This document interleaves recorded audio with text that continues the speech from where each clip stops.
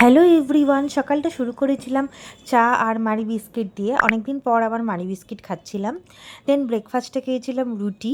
এটা ঘি দিয়ে মা ভেজে দিয়েছিল আর এটা খেতে অভূতপূর্ব টেস্ট ছিল।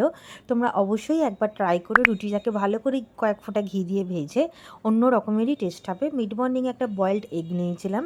দেন নিয়েছিলাম দুটো বানানা। এটা নিউট্রিশনের ডেফিসিয়েন্সির জন্য খুবই হেল্প করে, মানে যাদের নিউট্রিশনের ডেফিসিয়েন্সি আছে। লাঞ্চে নিয়েছিলাম ফিশ কারি, আলু পটল দিয়ে মাছের ঝোল, তার সাথে ডাল ভাতে আর ভাত, আর একটা স্পেশাল মশলা ইউজ করা হয়েছিল ঝোলেতে, যেটা হোমমেড ছিল। আর বিকেলে খেয়েছিলাম চুরমুর। বেশ অনেক অনেক অনেক দিন পর আমি চুরমুর খাচ্ছি, আর খেয়ে পুরো মুখ ছেড়ে গেছিলো। এতটাই এটা ফুলফিলিং ছিল যে আমাকে ডিনার আলাদা করে করতে হয়নি। দেন খেয়েছিলাম কফি অ্যান্ড বিস্কিট, আর তার সাথে ভাই ফুচকাও এনেছিল। তো অনেক দিন পর, মানে প্রায় 2-3 মাস পর আমি ফুচকা খেলাম। ফুচকা খেতে আমার যা লেগেছিল, মানে ফুচকা মাউথ ওয়াটারিং, ফুচকার জন্য আমি পাগল। আর তোমরা সবাই জানো কলকাতার ফুচকা কতটা ফেমাস।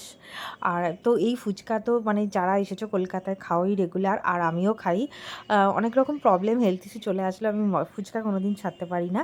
1 গ্লাস দুধ দিয়ে দিনটা শেষ করেছিলাম। ভালো লাগলে লাইক করো, চ্যানেলটাকে সাবস্ক্রাইব করো। সবাই ভালো থেকো।